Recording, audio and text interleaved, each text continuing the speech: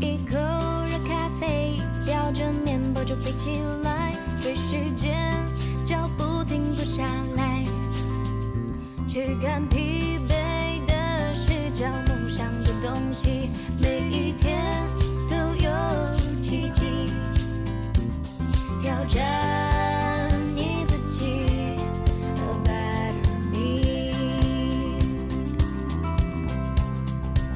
享受。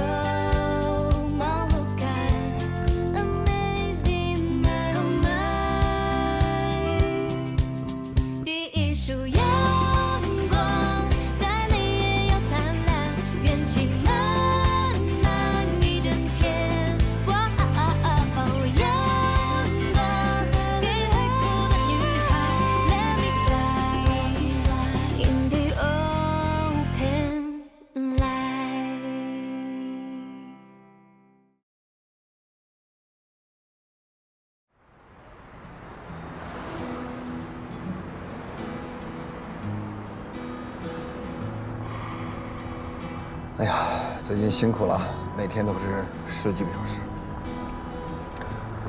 不辛苦，命苦。哎，你说，无论是当演员还是当博主，最怕的是什么？什么？最怕的不是别人骂你，不是别人不喜欢你，最怕的就是别人不理你。哎呀，别想了，今天回去好好休息，明天还是一天。肯定没法休息，我回去还得背产品目录呢。明天再看吧。我跟你说，就光那个产品目录就一大摞。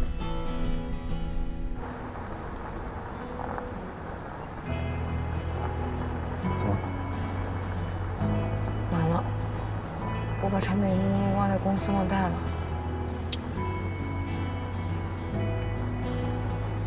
哎，这还好没走多远呢，赶紧的，掉头回去拿吧。行吧，那这个点儿，应该钱西西还在公司，那我们回去拿。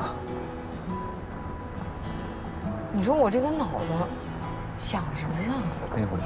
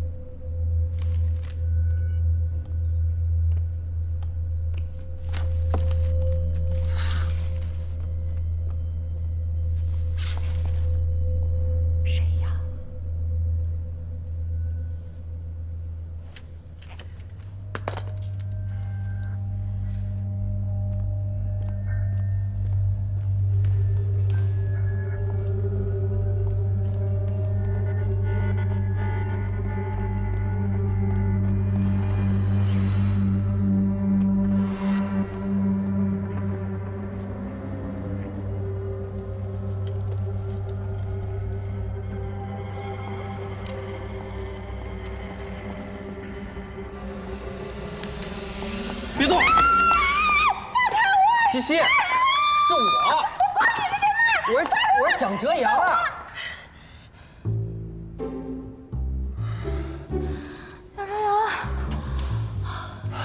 等会儿，你要缓一下。你劲儿也太大了。你大半夜的来公司干嘛呀？吓死我了，以为进贼了呢。我奉你爸爸的命令过来看看你，怎么你还想偷袭我呀？我告诉你，我可上到头发丝儿，下到脚后跟都上了保险的。你来我公司就来公司呗，你穿一身黑，能不吓人吗？那我平时不都这么穿吗？哎，你看姐们我，武器都准备好了啊，盾牌、刀。你要敢抓我的话，我就炸死你！我真是服了你了，跟小时候一样。我小时候劲儿也这么大吗？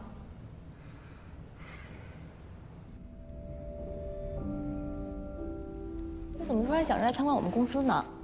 没什么，就是好奇嘛。这就是我们公司啊！哎，1层都是直播区，这挨着的都是直播间。哦。2楼你看那儿，会议室、休息室，那我办公室。啊，是吗？啊，就这个小老虎这个。段然说，瑞公司就是他的黄金梅利号。黄金梅利号，路飞的第一艘海贼船。哎，你看过那个？我当然看过啊。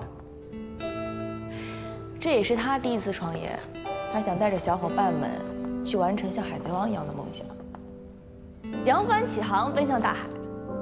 哎，可是据我所知，你不是才是这个公司的 CEO 吗？嗯，那为什么不是你带着大家扬帆远航啊？我啊，突然觉得潜意识真的挺可怕的。其实，在我内心深处最真实的想法里，段然才是永远的引领者。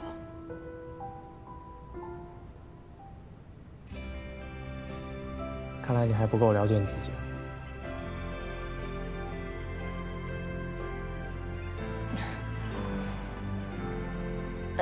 去我直播间看看。好啊。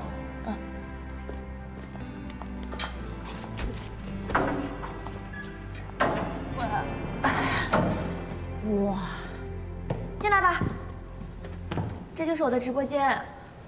哎，我就站这儿直播，每天一播就是好多小时。好几个小时啊？对啊，好几个小时。这个是直播灯，你小心眼睛。嗯，还挺亮。这是必须要的设备。这怎么这么乱呀？得没人收拾收拾。哎呀，就怪我人太好了，对他们太好，就变得一个个那么懒。不行，我以后一定要严格要求，不然我就扣工资。从小就是小霸王，现在还这么凶啊？我是小霸王，怎么可能？哎，你看我，这么可爱，这么温柔，怎么可能是小霸王？你呀，是看着温柔，骨子里可厉害着呢。哎，你还记得吗？啊，我小时候有一次被人给欺负了，然后你看见了，冲上来对着那人，梆就是一脚，直接就给踹飞了。不可能，不可能！哎，我这么温柔，怎么可能上脚？太粗鲁了。真的？你跟我说实话，以前小时候我在你心里，你是不是觉得我特别鲁莽？我跟你说，我当时坐在地上，我都懵了，我就看着你整个人就在闪闪发光，就是怎么说来着，美女救英雄，而且就看着特别特别的可爱。可爱？哎，我说你这个直播间就这么大哈？嗯，对啊，反正播主都在这儿直播，然后那个是，运营的工作台，然后这个是手机的短截屏。我看过你直播，显小兮兮嘛。你居然看过？看过，所以主播大人，能带我也体验一下吗？你说现在？对啊。蒋志阳，西西，圆圆姐，斌哥，你们俩怎么还没走啊？哦，我那个产品目录忘拿了，回来拿一趟。Hello， 圆圆姐。Hello。哎，你好。哎，你好。我过来看看他。来参观公司的。哦，对了，上次那个生日视频，非常感谢你。哎呀，没事儿没事儿，小事儿。哦，那你们先聊，我们先走了。哎，圆圆姐，你正好来了，蒋志阳他想看一场现场直播。蒋金锁。哎。蒋志阳。哎。圆圆可是我们公司的头部博主，要不你带我们播一场？我？对呀，真的，就让我们瑞的头部博主，还有超级大明星蒋哲阳实力合作一把，怎么样？好啊，我可以啊。行不行？行啊，咱播一场。你来弄设备。好。可是，蒋志阳能出去吗？不合适吧？也是啊，方便吗？这倒是个问题哈。那要不，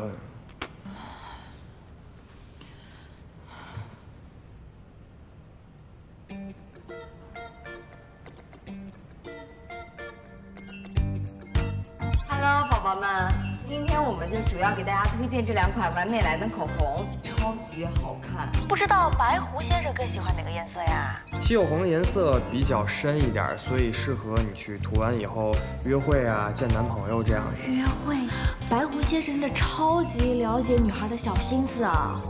说真的啊，像西西这样从早到晚加班的女孩，真的是一个加班狗，超级想要一场特别浪漫的恋爱。白狐先生简直太厉害了。那下面西西就给你们试一试这个颜色的唇色。有宝宝说想要看涂淡一点的效果，要不然我们涂淡一点给宝宝们看一下哈。好啊，我们把现在口红颜色先卸掉。纸巾。不要着急，马上解决。哎，我有办法。没有纸巾啦。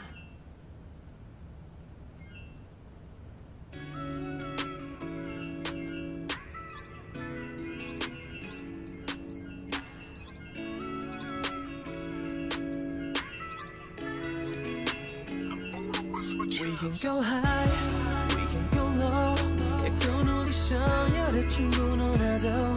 信手拈来 ，lose control。白狐先生的意思是呢，这样的话就可以让宝宝们看到涂淡一点的效果了。Baby you're on my mind, baby you're on my mind。这世界再精彩，是你最美的意外。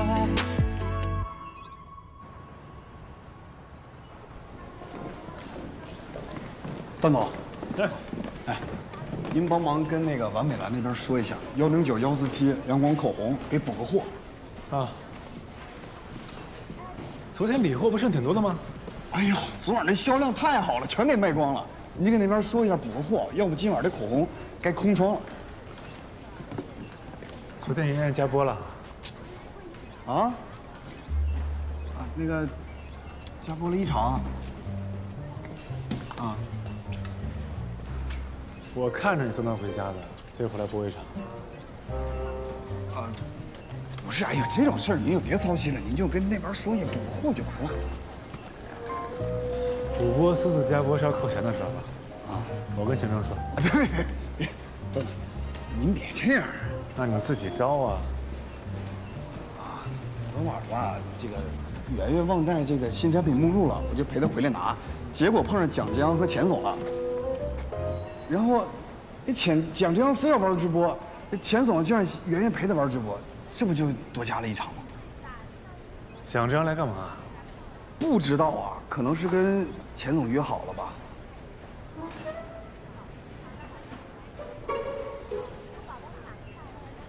圆圆每天工作量那么大，压力那么大，不让她好好休息，瞎玩什么？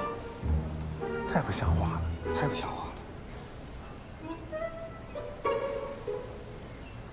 不，这事儿也不能怪钱总。你说蒋振阳这么大腕儿，是吧？他要玩直播，咱们也不能不认面子呀。这不就舍命陪君子了吗？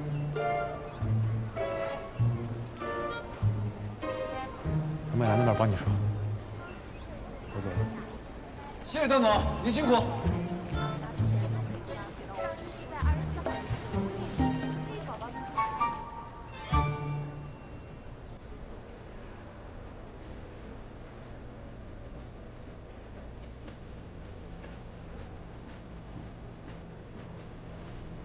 呀，婷婷，你这个怎么弄？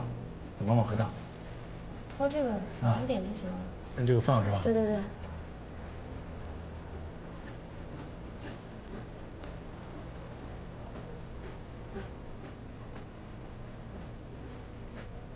段总啊，你这都看了3遍了，还看呢？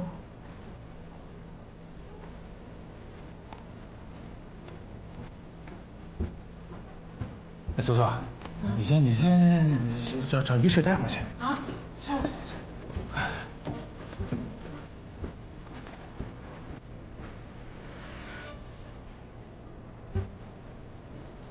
谢谢你啊。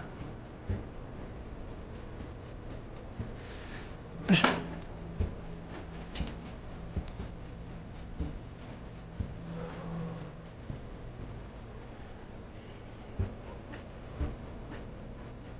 你跟蒋良干嘛呢？你跟蒋良干嘛呢？我怎么问呢我？不要着急，马上解决。哎呦，哎呦我去！行，你这干什么啊？啊？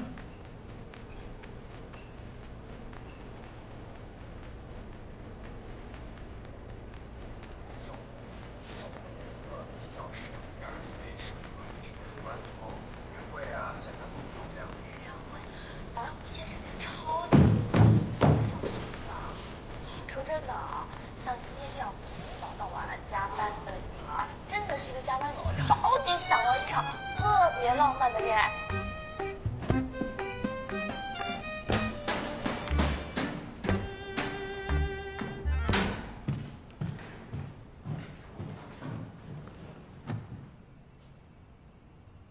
昨天谁让你加播的？啊？公司有公司的规定，你随意就能加播，我们还怎么管员工？我们昨天晚上那场加播啊，把公司全部的狗红全卖光了。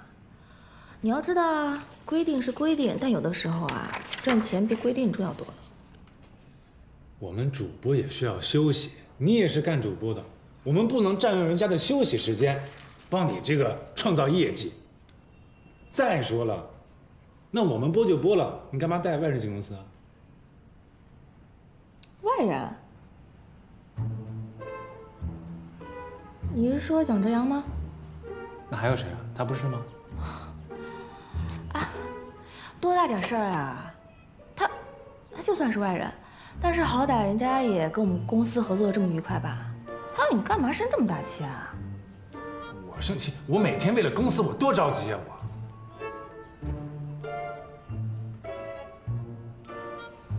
什么？我就是觉得你吃醋的样子很可爱。啊？你现在的样子特别像刚睡醒、没人吃饭、没人给你吃饭的那种气炸的大黑熊。我吃错？那就你别闹了，你太不把自己当外人了吧？我是怕你整天傻乎乎的，啊，被人骗了，遇人不淑。我跟你说，你跟这种明星啊，你要保持距离。啊，我们俩那种关系用保持什么距离啊？你俩哪种关系不用保持距离啊？就是那样的关系啊。你俩还有那样的关系？嗯。那是个什么关系？哎呀，我跟蒋哲阳吧，你看啊，从小是小学同学，那么长时间没见，然后好久不见了，就是两个人再相见，就是很复杂的那种关系。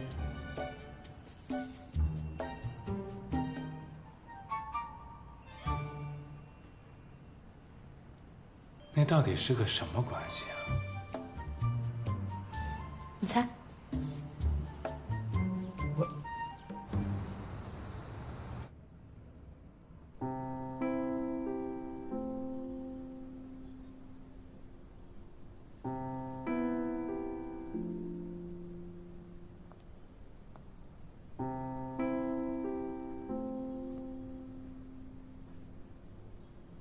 西西。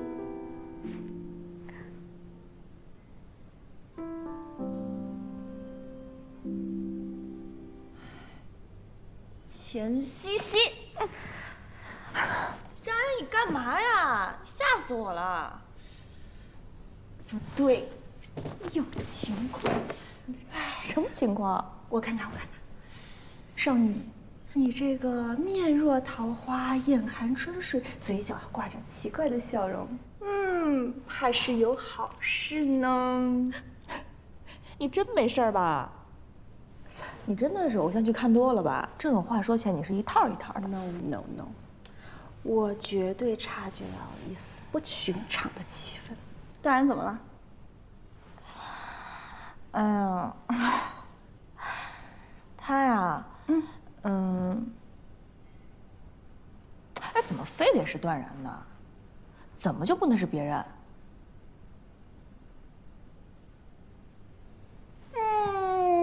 现在也不当我是好闺蜜了，什么也不跟我说了。哎，行了，我跟你说啊，昨天我不是和蒋哲阳在公司吗？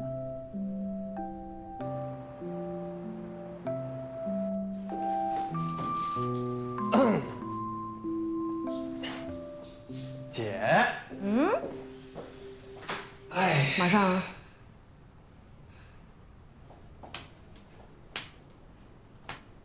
那你傻乐什么呢？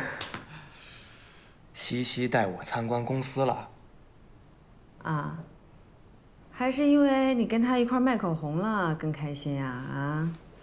我天，神来，你怎么什么都知道啊？我是谁呀？我是你经纪人，我能不知道吗？我盯着你呢。哎，我说你这事，你是不是应该提前跟我说一声啊？万一要是被那些狗仔拍着了怎么办？我连那个危机公关的时间都没有。我又不傻，我去那都是全副武装去的，而且我卖口红的时候，我也没露脸啊，我戴着面具呢，厉害吧？厉害，要是你妈知道了，厉害死你！我妈不能知道，而且你知道我为什么去瑞吗？为秦西西呗，还能因为什么？肤浅，因为疑凶啊。啊，那个剧本里写的那个双重人格的男播主，体验生活去了。对呀，你说我作为一个演员，对吧？拿到一个这么好的剧本，这么好的角色，那我是不是应该先去做做功课呢？哎呀，成吧。甭管怎么说吧，只要是对你的业务呢有帮助，我也说不出来什么，是吧？哎，不过姐，我觉得啊，在咱们拿下这个角色之前，是不是应该先保密啊？当然了，特别是你妈这事儿，要是她知道了，事儿就大了。她现在还一心想让你去拍那个偶像剧呢，不知道怎么办。哎，我妈真是岁数大了，她这目光啊、想问题啊，都太肤浅了。反正阿姨有阿姨的长处吧，出发点都是好的。就是她每次遇到你这接戏的事情上，我还是觉得她需要格局高一点。还是你对我最好。嗯。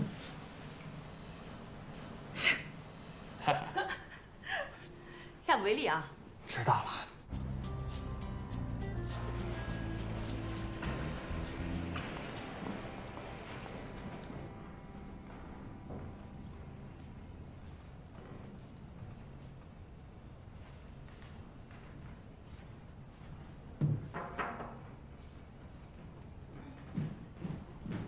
圆圆，西西，我有话想跟你说。我正好也有话要跟你说。首先恭喜你啊！从成功冲榜到今天也就不到1个礼拜的时间吧。圆圆，你的业绩已经超过了过去最好的成绩。真的？真的呀，开心吧？当然还有更开心的事儿，我给你准备了一个秘密礼物，惊喜。什么惊喜？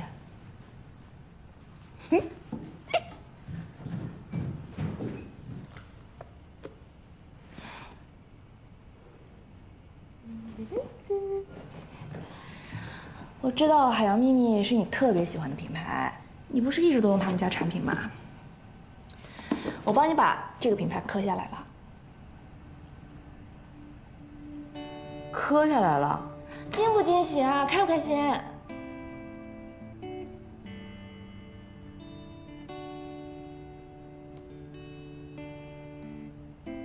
他们家是高端国际品牌，我们以前一直没做过这个。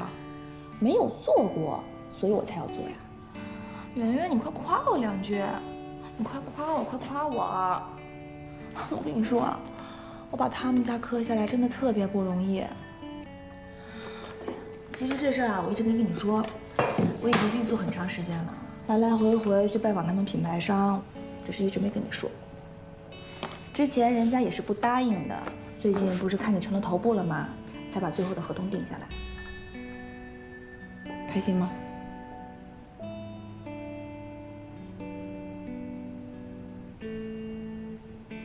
你想什么呢？我怎么觉得你不开心呢？啊，没有，就是以前想都没想过能播这种品牌。所以你好好播就行了。我可给人家打了包票的啊！我说我们家圆圆以1敌100，你不能让别人失望。好，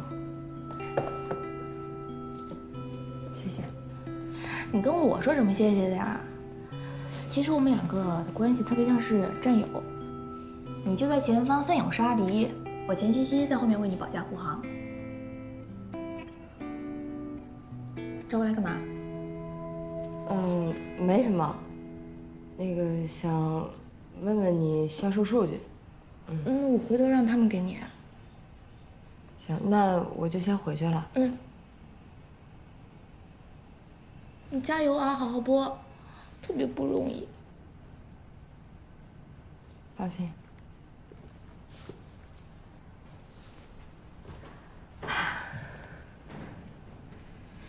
国际大品牌交给圆圆播，这事儿不是稳赢了吗？哎，不是说要跟他产品目录吗？我给忘了。产品目录。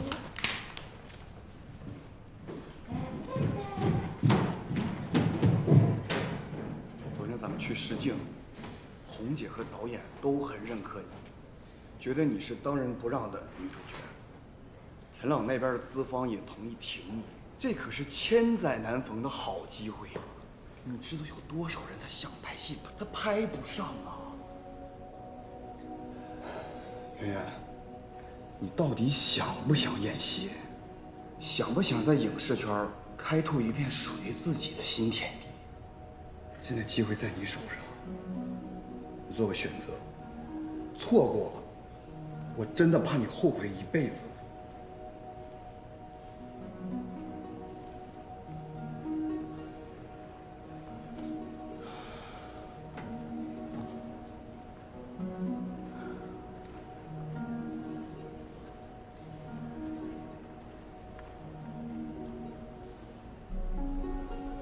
行，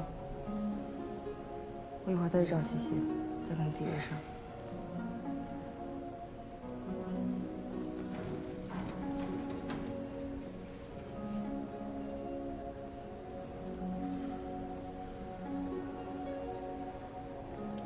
去你办公室说吧。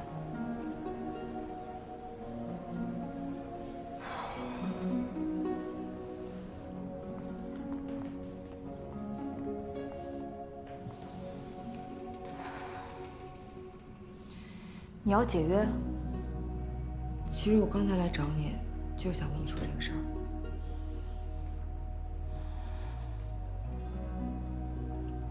为什么呢？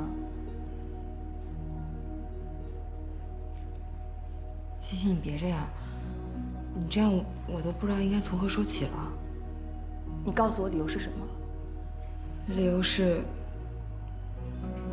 我得到了出演电影女一号的机会。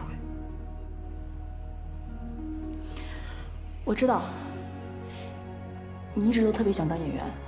是。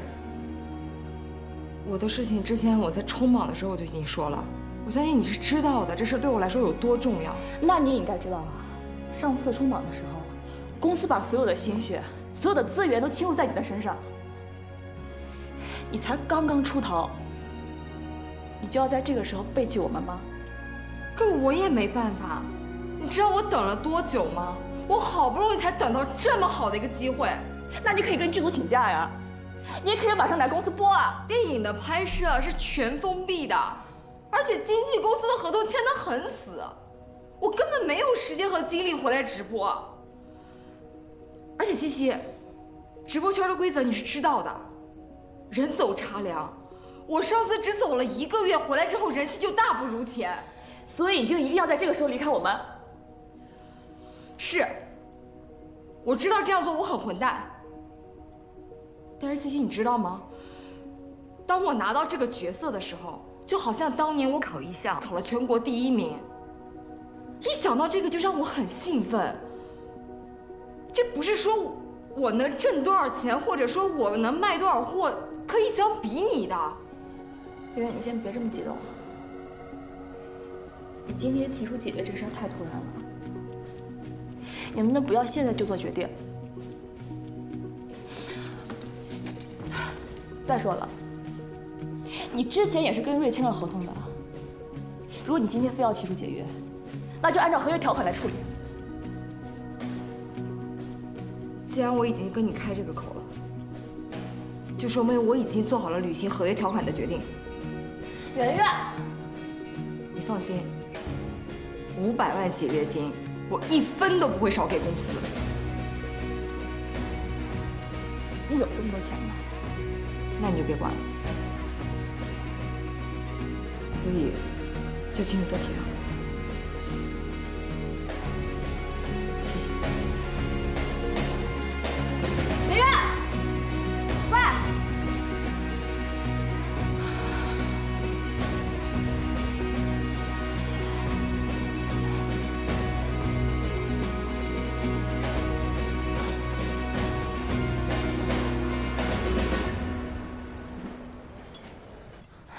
怎么就这样了呢？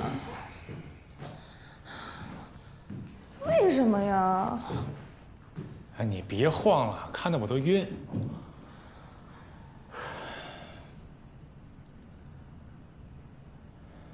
当然，我跟你说啊，这事儿就怪你。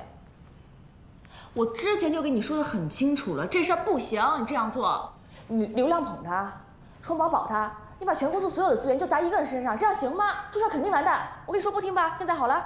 那我之前也不知道会这样，对吧？我之前那么做没错呀。你怎么没错呀？就你的错，就怪你。那你要跟我说你没错，你跟我说一下现在该怎么办？现在还有商量的余地吗？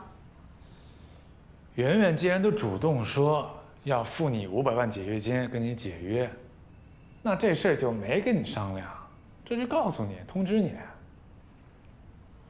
500万啊！他能拿得出那么多钱吗？圆圆能赚多少钱，我太清楚了。他们家也不是很富裕，一家那么多口人呢，还等着他养，他拿不出那么多钱。他既然能说出这个话，那他就有他的办法，对吧？我们当初签合约，签的就是一个对双方的保障。有了这个保障，我敢给他砸资源，所有好资源都给他，往他身上砸钱。现在保障没了，那这就是我们的收回成本啊。其实也不光只是钱的问题。你知道我最难受、最委屈的是什么吗？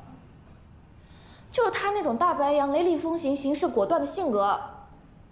他今天完全不给我说话的机会，他就自己做了赔偿500万的决定。那对我来说算什么呀？我这样太被动了。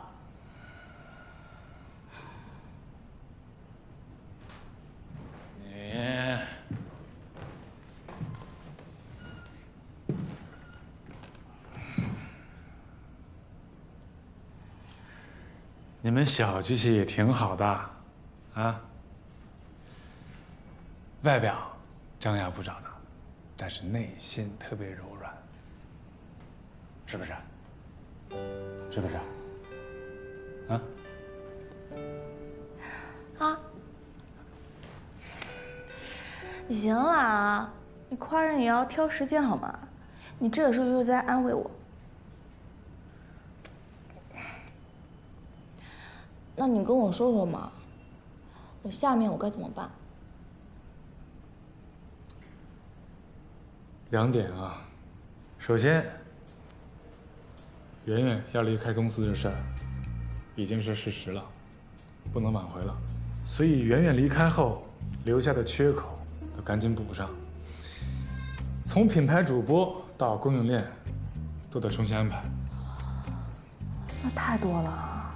现在事儿已经就到这儿了，麻烦也得干。那第2点呢？如果圆圆要赔给你500万违约金，这钱得拿。事儿是这么说。钱总，段总。哎，钱总，方便借一步说话吗？不太方便。方便，方便。快去。不能心软，快点。我去。公司要钱，公司包装。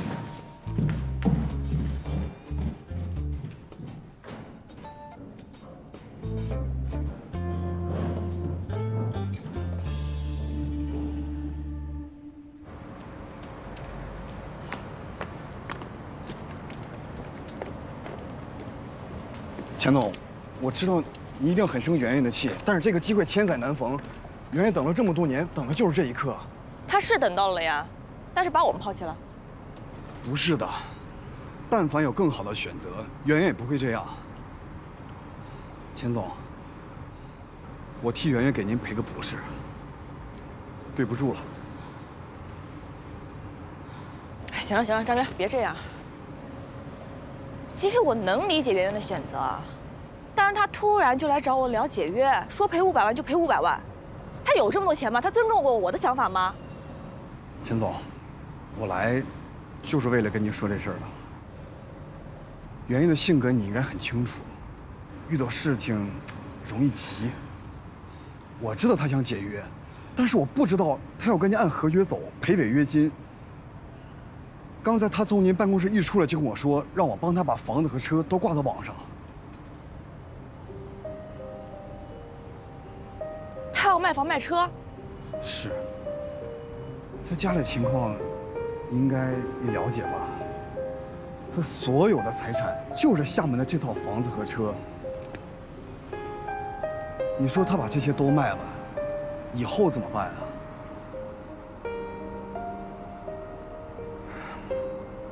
钱总，我知道在你们大家眼里，我张斌就是个小人物，但是今天有这个机会，我就是想跟您说说心里话。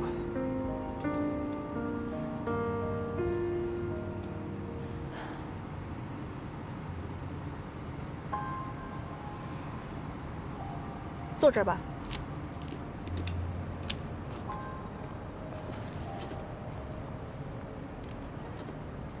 其实我是圆圆的粉丝。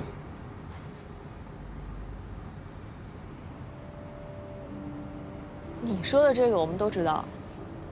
但最开始我粉的不是她，是另外一个明星。然后那时候我就组织饭圈的朋友去横店探班。哎呀，这一接触才发现，这个明星和他平时示人的一面完全不一样。失望的呀。当时就靠在一棵树下坐着，然后我就听到树上有人跟我说话，说能不能让我帮他拿一份盒饭。是圆圆。那是我第一次见圆圆，她当时穿着那个薇娅装，在一个树上吊着，然后全组的人都去吃饭了，因为嫌再给她换一次妆太麻烦，然后我就去帮她拿了盒饭。知道了，你是从那个时候开始喜欢上圆圆的？啊，也没那么快，然后我就帮她拿了盒饭，我是喂着她吃饭的，因为她手不方便。从那以后呢，我就观察了她一阵儿，我发现她是一个特别敬业的演员。从那以后啊，我就想做齐圆圆的头号粉丝。张斌，我好像听说你以前做过互联网公司的高管。就是一份996的工作。认识圆圆以后，我看她在演艺圈太不容易了，我就建议她去做直播。看到她现在做到了头部主播，我真的挺骄傲的。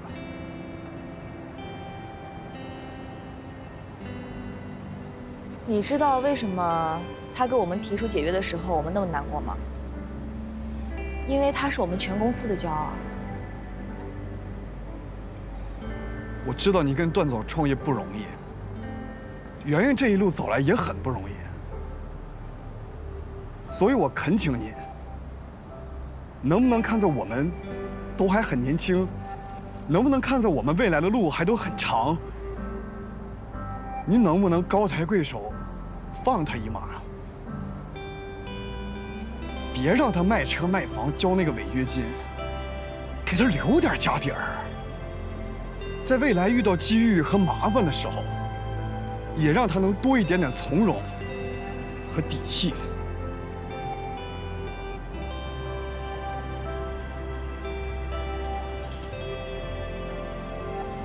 干嘛呀？哎，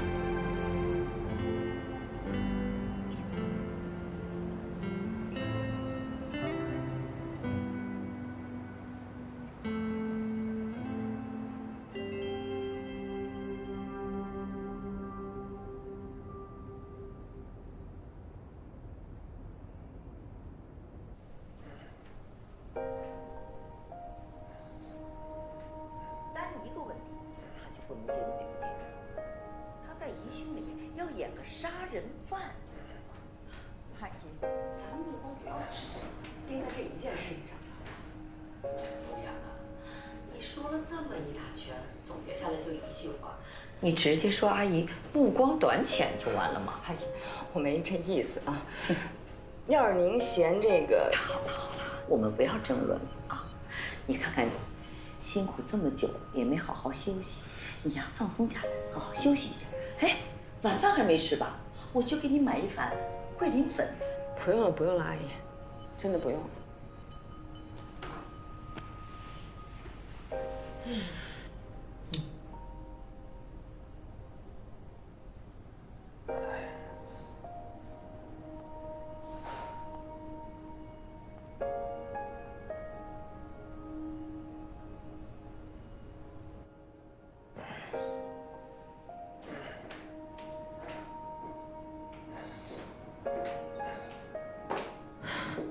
歇会儿吧，来，喝点水。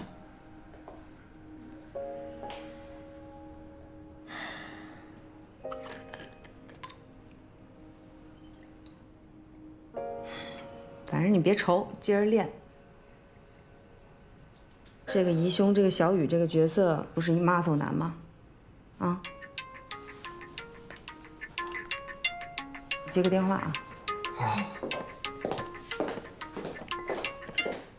喂，段然，啊，我这几天太忙了，正说想跟你联系呢，我估摸着你得找我。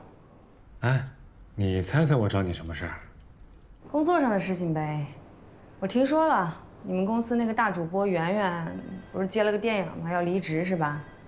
那你们那儿肯定是缺流量了吧？但是洋洋最近工作也特别忙，他没有时间啊。我不找他。那你想找谁啊？你看看你认不认识这种本身就带点流量的啊，网络红人什么的，给我介绍介绍。行，我想想，我问问他们时间吧，都怎么计划的，看看到时候谁合适，谁有时间，约你们见个面。行啊，这大经纪人办事就是靠谱，一个电话就把事儿办了啊。那等你消息啊。行吧，那先这么着啊，拜拜。哎，怎么了？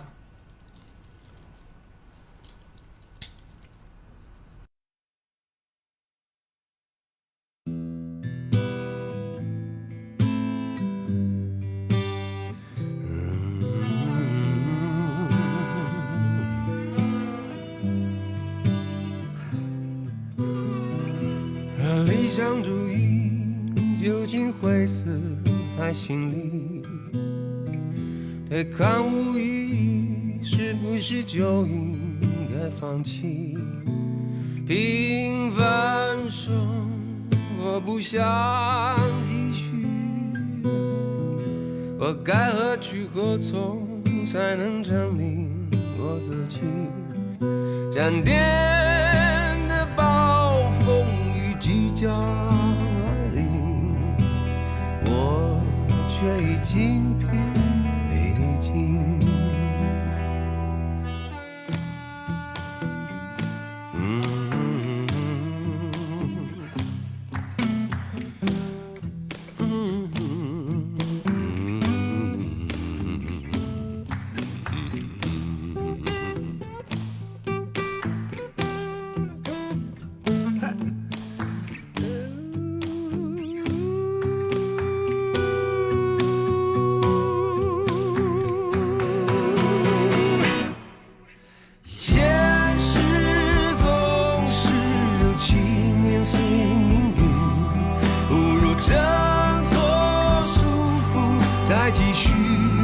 再继续，就算有一天都离去，有什么关系？